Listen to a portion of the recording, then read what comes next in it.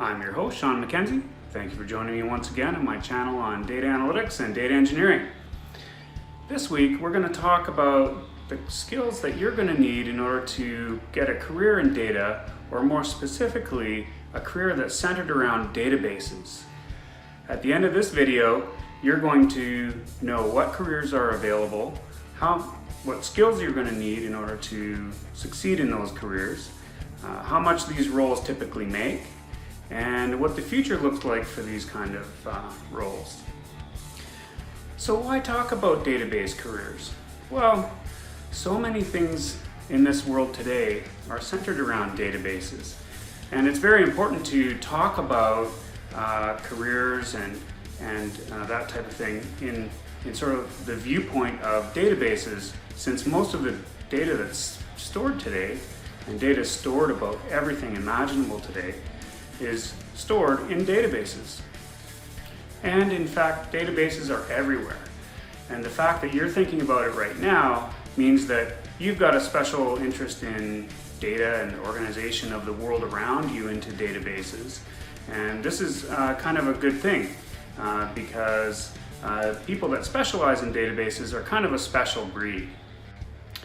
Now, everyone that I've met that had a sort of solid career in data typically didn't start right out of school working with data, although you can, but usually they became interested in data because of a particular problem that they had to solve in their career, whether they were an engineer or a billing clerk, or maybe they were just a reservation clerk or something like that.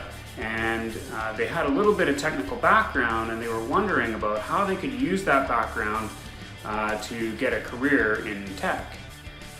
And in truth, there are so many careers that are centered around databases that you might be surprised. And you might be surprised about many that actually you think are centered on databases but are not.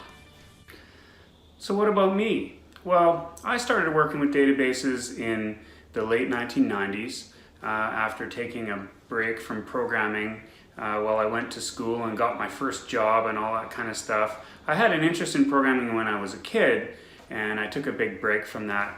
And so I started working with databases in the late 90s when I was doing a job that was actually completely unrelated but had a need for a database. And at that time, I asked the manager of the place where I worked, and I said, well, we really need a database for this particular purpose, and so could I build one and deploy it out to the staff so they'll have something easy to use that'll organize all the stuff that we were doing at the time.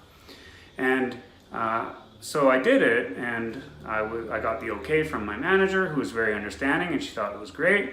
And so I created a database and I deployed it out to the users, and it was a big success. I started my own company only a few years after that, after going crazy and designing all kinds of stuff because I was so interested in it. So I started my company in the year 2000. And in 20 years, I worked on more than 50 projects for major government organizations to small private companies, and I've developed all kinds of database applications, reporting systems, online systems using web technologies. I've worked on all kinds of different databases like Oracle and SQL Server, DB2, Postgres, some file databases like Microsoft Access and SQL-CE and SQLite, and I love it. And so that's been a really great career for me.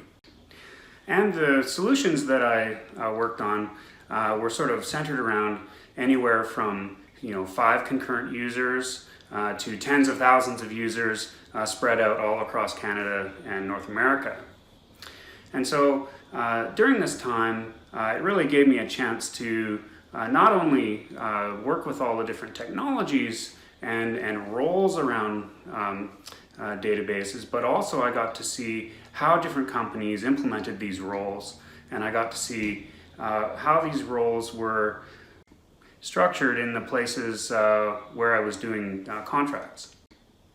And one of the things that I learned along the way was that there's a big difference between sort of classically trained programmers and database specialists. And typically, the big difference is that programmers are focused on programming, and they usually learn, at least in the beginning of their careers, they learn how to program things like web interfaces and logic to do all kinds of things for the user on the front end, and they're typically weak on the database side of things because they don't really study it as much, and it's not as critical to the jobs that they sort of take on in the early part of their career. On the flip side are the people who really get into data early in their careers, and they sort of focus really strongly on things like normalization and techniques of things like primary and foreign keys and data integrity and things like that. And so what you'll get is you get these people that sort of know about those things on the database side, and usually they have a good programming knowledge as well, but they don't know how to do the things that the programmers know how to do. Somebody that starts with databases will typically know how to make a good data entry interface that's functional and works great, but from the programmer's point of view, it'll look terrible and all kinds of other things. And that's quite natural because the two sides are coming at problems from different angles. So if you're starting in data, what kind of roles are there that you can look forward to, and what are the things that you should shoot for, and what are the skills that you're going to need in order to get ready for a career in data? So I made a short list of the roles that I see on a regular basis, and I'd like to share that with you. And keep in mind, there's a lot of roles that are not mentioned in this list. These are they might be locale specific. I typically work in Canada. My customers are across Canada and in the United States. And so you might see roles where you live that sound different, but usually they're all some variation of the following. And so I'll start with sort of like the basic starting point for where a lot of people get into database-centered careers. And the first one would be a data entry clerk. And that kind of makes sense. So if you're a billing clerk in some company somewhere, and you're struggling with masses of Excel worksheets all around you all day long, and you wonder to yourself, there must be a better way, then you're probably right.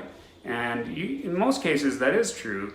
There usually is a better way, and usually there's something that your enterprise system that you have at your current company doesn't do that's causing you all kinds of pain. And a lot of people make the linkage between that and making a database that'll sort of satisfy those needs and automate a whole bunch of things and save like dozens of hours of time every week.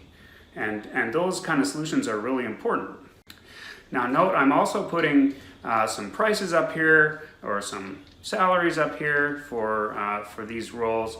And I'm completely pulling them out of thin air according to the experience that I've had where I am and what I see those roles going for. You can look those up in a variety of places, and I'll post some of the places that you can look up the salaries for these in the description below. Now the next career, or the next sort of job role in databases that I know of is the reporting analyst and developer, I'll call it.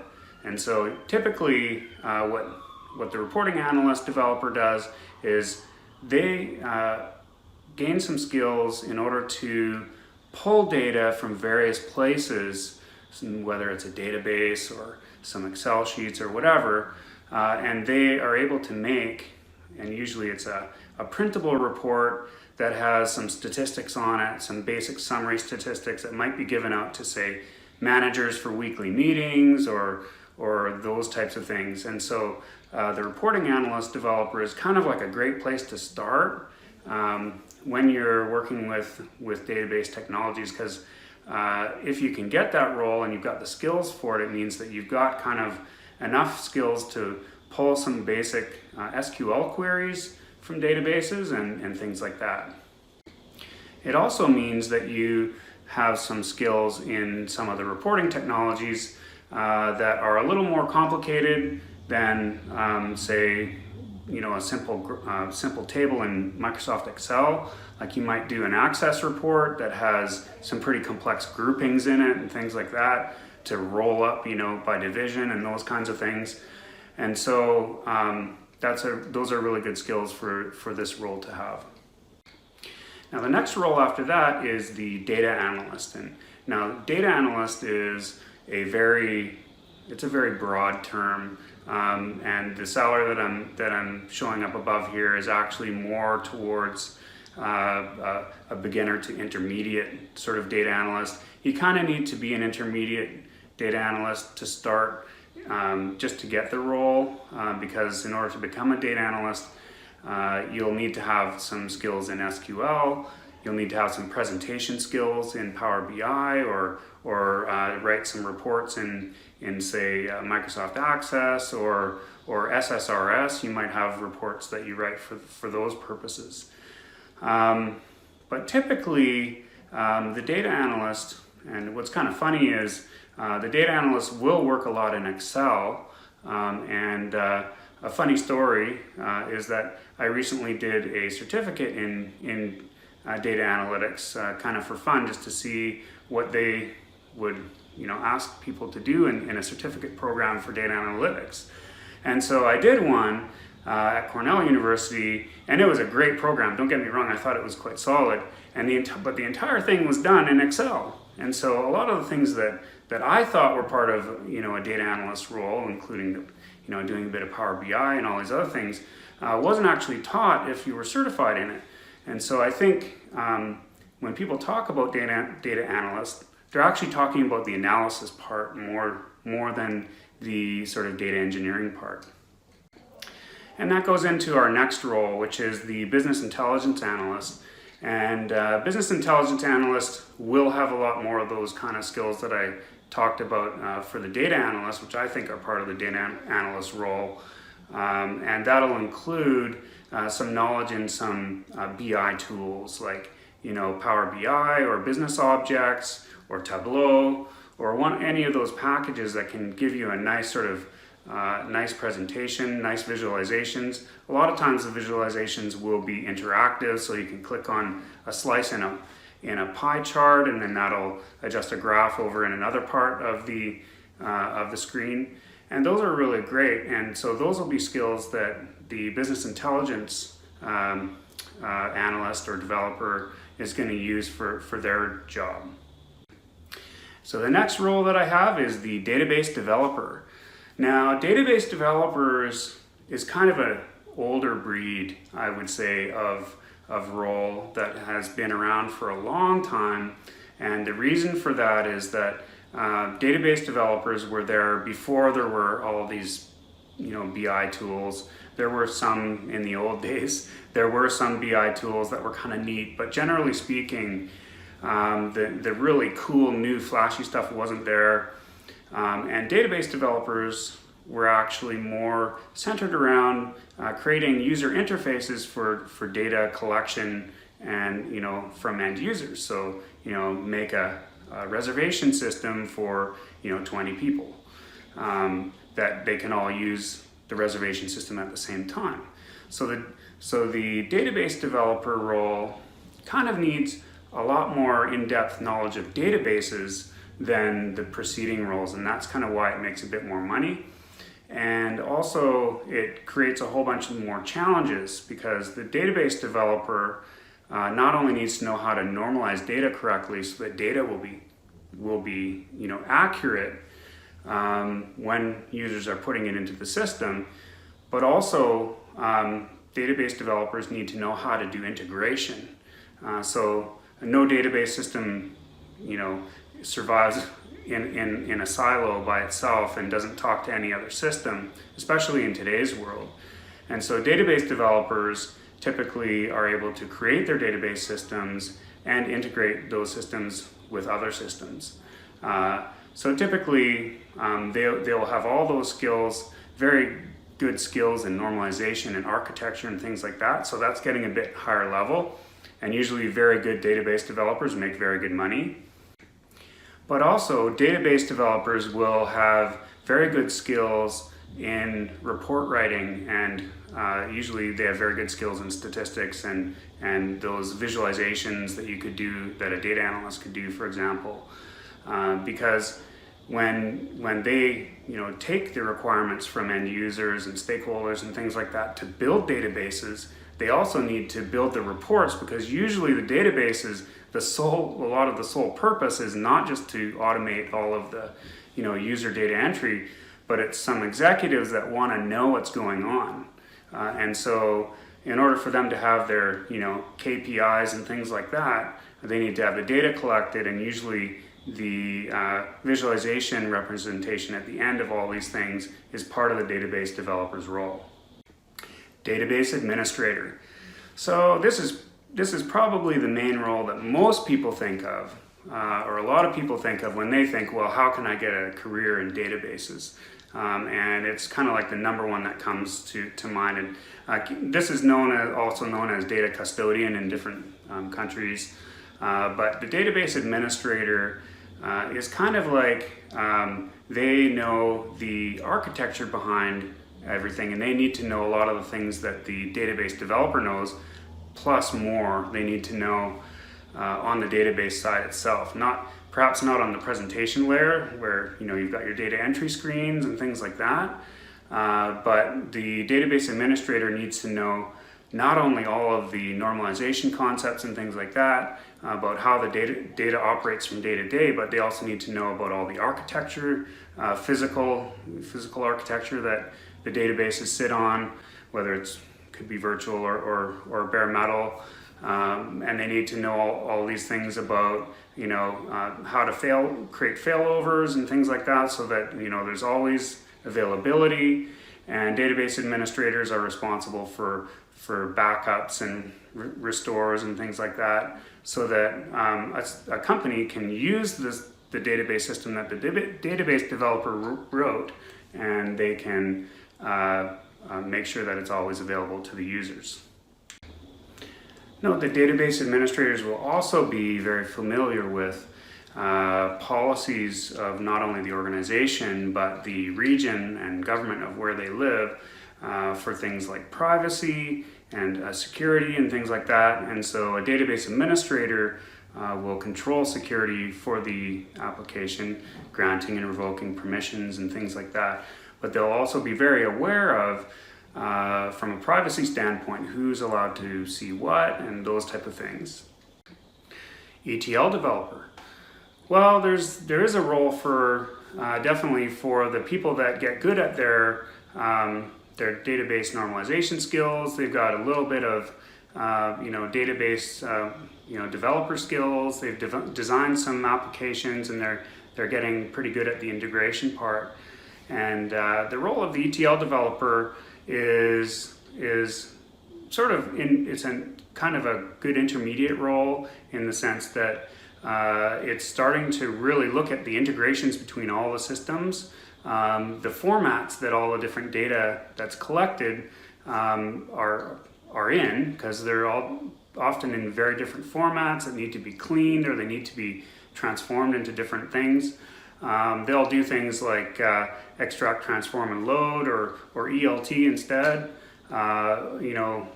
They'll know how to do all those kinds of things to pull data from different areas of the organization, transform it, and put it into, say, a data warehouse for reporting or whatever. And so those of you that got really good at scripting, probably ETL developer is going to be a good one for you.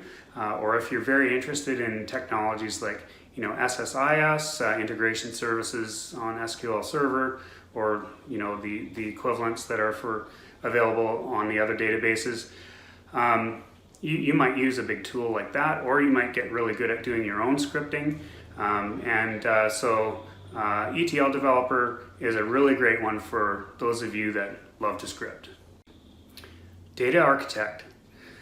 So data architect is kind of like at the top of the heap in the sort of database administrator role set, I would say, because data architects are usually extremely good at the database administration side. They have a very good understanding of the database development side, so creating databases, knowing how to normalize the data, but also having a very deep understanding of the wide range of data that is collected and used across an organization.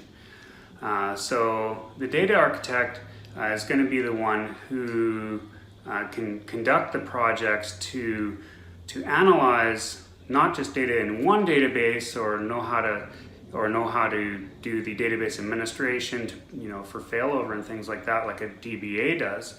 But the architect's going to know how to create sort of like the one truth across an organization in terms of all the different kinds of databases that might have data that's stored in multiple ways, the same data being stored that's redundant, that might not be updated concurrently or at the same time.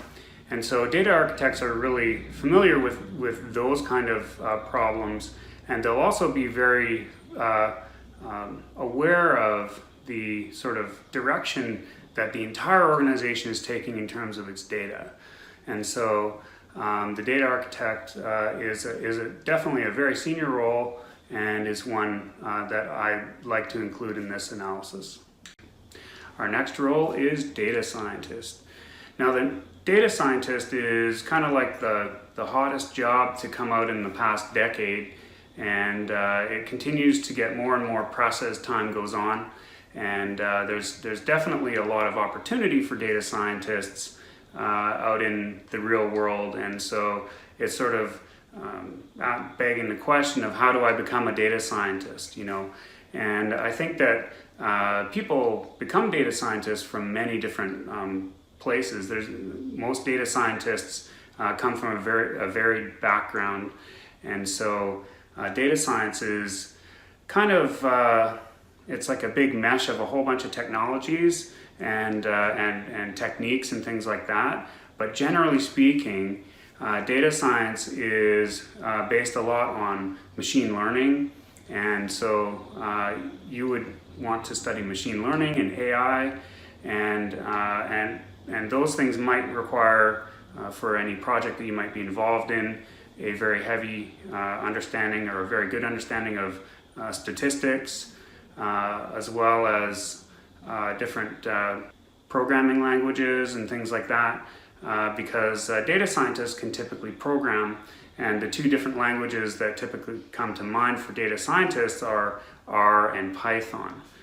And data scientists will have a much broader skill set usually than database administrators or database developers, because a lot of them will have those skills already that those roles have, but they'll be able to leverage the skills that they learned.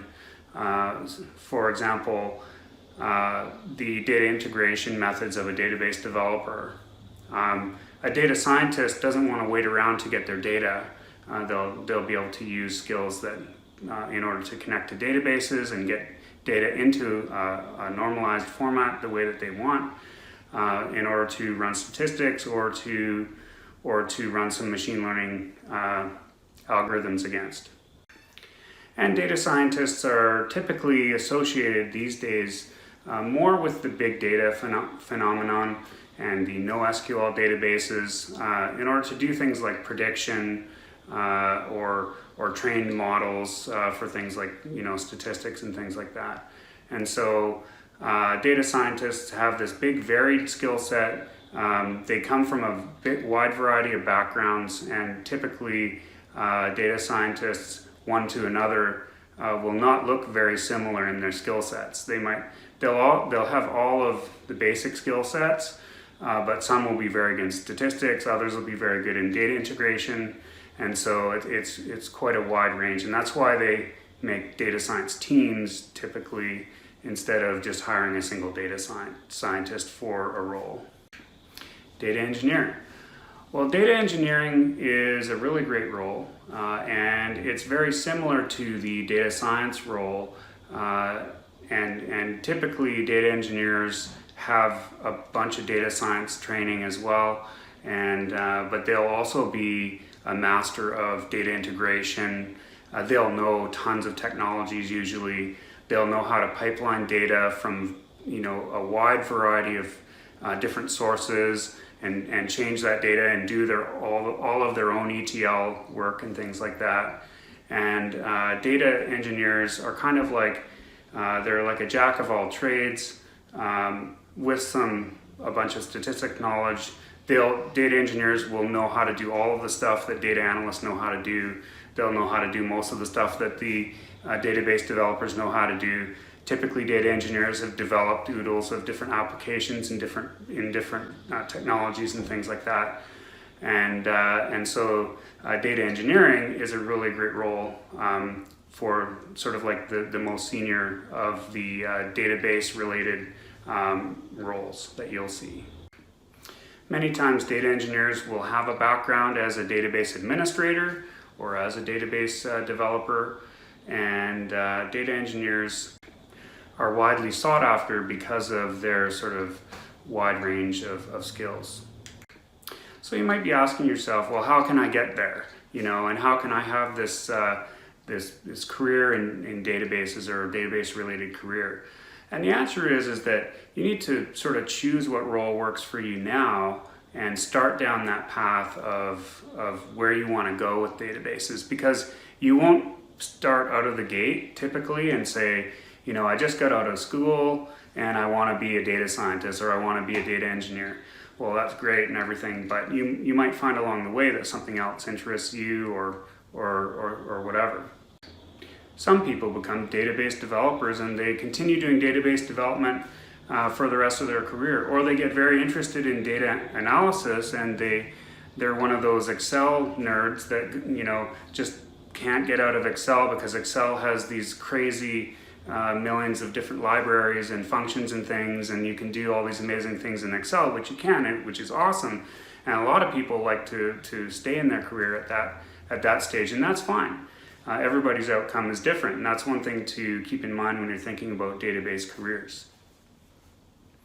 So what kind of skills am I going to need in order to get started down this path? And typically, these are the skills that I see that I think you're going to need as somebody who's worked for 20 years in data for dozens and dozens of companies on dozens of projects. So generally speaking, as a junior, you should try to get yourself some simple math skills, not in the sense that you need to go and do all kinds of crazy math courses, but you need to learn one of the basics of databases, which is how to make a Cartesian product, which is what we call a join between tables. And so that involves matrix algebra. And so that would be something that you might want to take, or you can study how to do joins online. There's many ways that you can learn how to do that. And in order to do that, you're going to use the language called SQL. Now, structured query language has been around since the 1970s, and it's a fantastic language to learn. Once you really get the hang of it, you can apply it to any different platform. You can, if you use standard SQL, you can usually run most commands or queries in Oracle or SQL Server or Postgres. There's slight differences in the syntax between those, and also each of those platforms will have their own specialized functions and things that you can use in addition to standard SQL. But the point is, if you learn SQL, you'll be able to use it almost everywhere, which is great. So learn how to do your inner joins between tables, learn about keys and foreign keys and cascading updates and deletes and all of those things, and learn how to do your inner joins and left joins and all the different kinds of functions that you might be able to use. Learn how to do CTEs and things like that. Just learn how to use SQL, and that's going to help take you to the next level. And you're also going to need programming language to go along with that. And this is a tricky one because you're not always going to be scripting as your career progresses. And so there's a lot of languages that are really good for scripting, like Python, for example. And there's a lot of languages that are actually better for creating an application that you can put on top of your database that can give users an ability to put data into your database and allow you to get that experience of basically creating and maintaining a database system. And that goes a long way to your understanding of how to use data as your career progresses into more complex things, for example. So I would say make sure you learn something like Python. Python's very easy to use, and it has a very rich set of libraries that go with it and modules and things. And it's very widely used, and that's a key point because any job that you're going to get that uses these skills is going to ask you to have some kind of scripting language. And Python is one that can work in almost any environment, which is great. If you learn something like .NET scripting in C# or another language like Java or something, that's great too. That will definitely be applicable, and you could definitely write all kinds of cool things in those languages.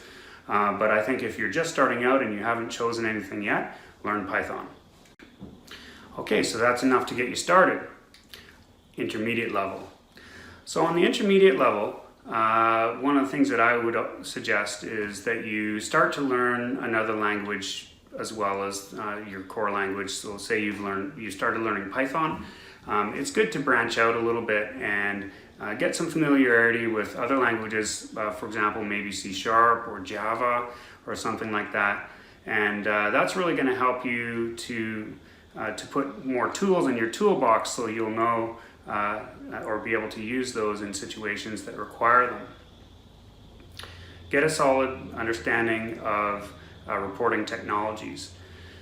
Now, as you go on in your career, you're going to understand and come to realize that much of the development that's done is in response to executives and things those guys are always asking for all kinds of reports and things because they want to get some visibility on their organization to see what's happening so they can make decisions. And so if you know how to use Power BI or Tableau or Business Objects or SSRS, SQL Server Reporting Services is one that's free. And if you learn those kind of technologies, as well as say Microsoft Access reports, because on a simpler level, those can also be great for writing reports. But a lot of them do kind of the same things. So they'll be broken into two camps. One will be basically the technologies that can do printable reports. So, paginated reports that come out nicely on a printer that you can give to executives in meetings and things like that. And the other camp will be more online sort of analytical processing type of stuff where you can pull up some graphs online, click on, like I said, in a pie chart, you'll click on a slice and then a bar chart will adjust to just the stuff that's from the slice, so those interactive reports. Those are really cool, but usually those are not very good for printing, and so they're a little harder to bring into meetings where you don't have an overhead projector or things like that. So once you become the person that knows how to write that statistical report at the drop of a hat, because you know all the joins and normalization that you need look at in order to do a particular report, and you know how to do a big grouped report with divisions and managers, statistics and things like that all rolled up, then that gives you a lot of influence in the company that you work at or organization. And so not only is it going to give you more sort of positive feedback, but you're going to feel better too. So make sure you get a handle on the printable reports and online analytical processing reports.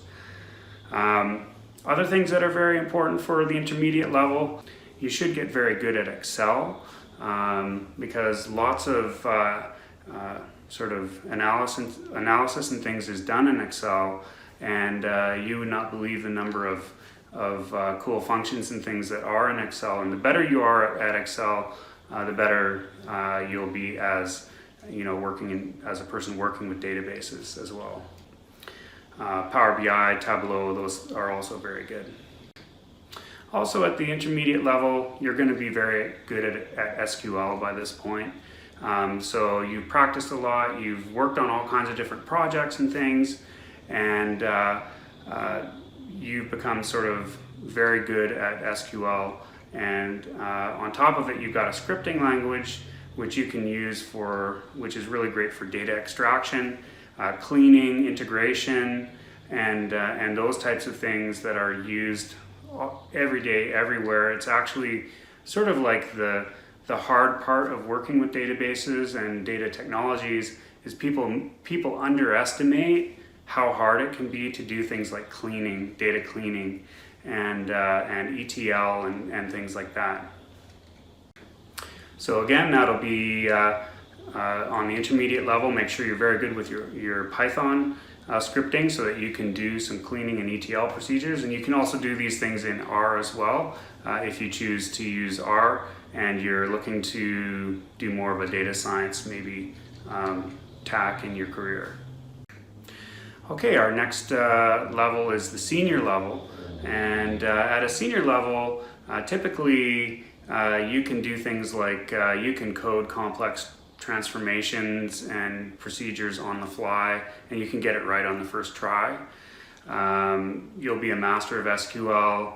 You'll be able to do very complex queries and know how to tune them for performance, and you'll typically know how to administer and tune server instances. Usually by this point you've had to install your own servers, whether it's Oracle 12C or 19C instances or SQL Server or Postgres or any of those guys. So you'll be very good at that. You'll know how to install those, how to create databases, how to do all kinds of integration between them and those kinds of things.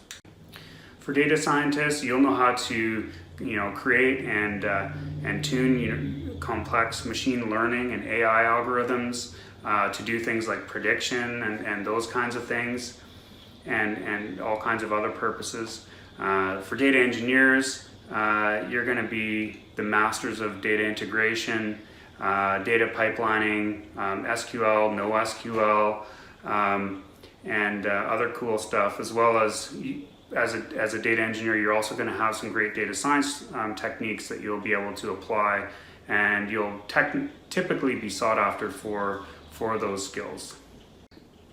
Data engineers are kind of like the oil in the machine, because they'll know everything inside out from one side of the organization to the other, and they'll know how to code that one data pipeline that's just can't seem to be done, and they'll be able to do it.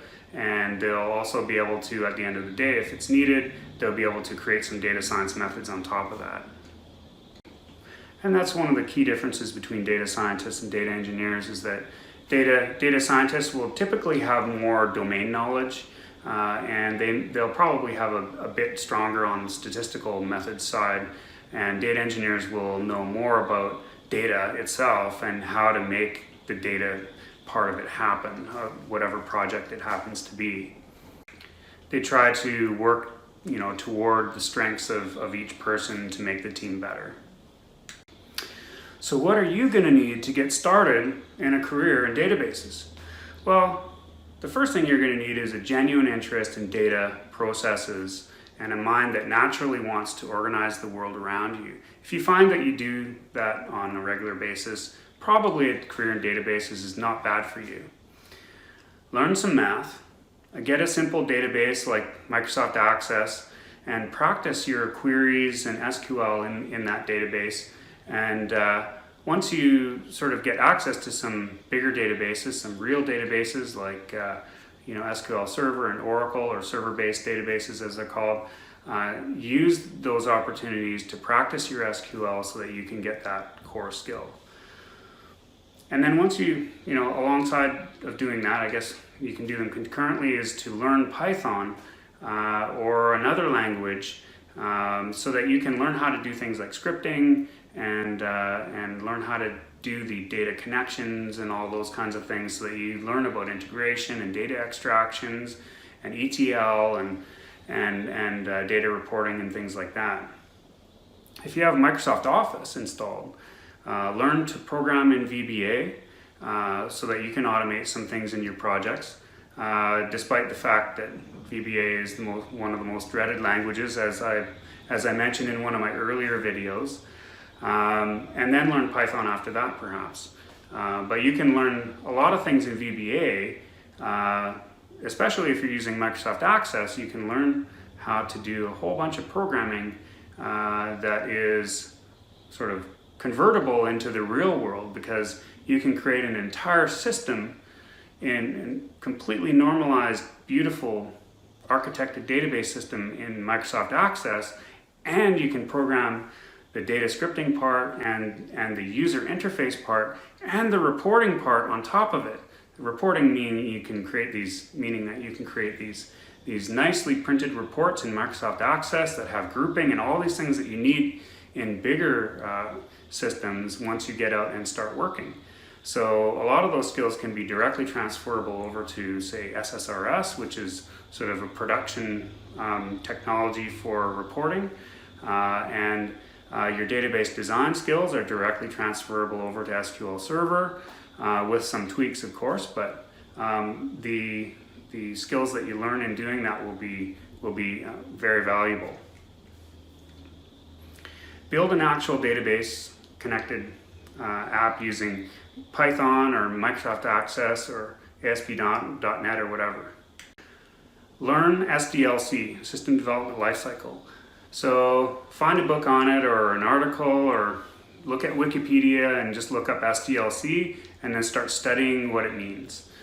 Because once you can learn what SDLC is, System Development Lifecycle, that's really going to help you to understand how databases fit into all of that. And when somebody says, an executive says, hey, we need a database to do this stuff, what does that actually mean, and how does that come to fruition?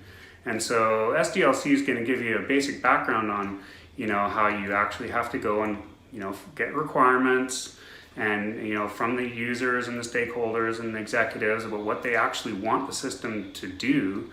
And then going through, design and normalizing your database and creating a user interface that actually makes sense and doesn't make the users angry and things like that. And then the reports, designing the reports on top of it, and then doing all the development work and how important testing is and iterations, and you might use an agile methodology or something like that in order to deploy, to develop and deploy it. But learn about all of those things, because those are going to be critical for you. And as I mentioned before, find somewhere that you can practice against some bigger systems like SQL Server or Oracle or whatever. If you have a test database in your company, ask for access to it so that you can generate some queries and test some Python with some ODBC connections, so you can get your data out of it and put data in and do all this kind of stuff. And start reading about normalization and database theory and things like that. You might find it to be a lot more sort of interesting once you get into the books and start taking a look at it and seeing how you can organize the world around you and make it make sense and make sense to all, as tables. They'll all make sense to each other, and you can do joins and all kinds of things in order to make queries and reports. And of course, if you're adventurous, build it. Go and build that app that you were thinking of. Even better if you're able to get approval from a manager or one of your teachers to build something that people could actually use. But if it's in your company, that's even better, because it'll be a real world situation. And if you can build something that's useful and actually provide some value, you'll quickly discover that a career in databases is a lot more rewarding than you previously thought. And in that moment, you'll discover that that's when it gets real. And that's when it gets exciting. And a career in databases is really a cool career. I can attest to it myself. And I think that you can do it. And I wish you luck in your study and projects ahead. If you like what you saw today, please give this video a thumbs up, and make sure to subscribe to the channel if you haven't yet. And when you click subscribe, make sure you click the bell so you'll be notified of any new content that I put up on the channel. If you have any questions or comments about what you saw today, I'll be happy to answer those. Make sure you put your comments in the comment section below. And I wish you all the best in your database careers. I'll catch you next time.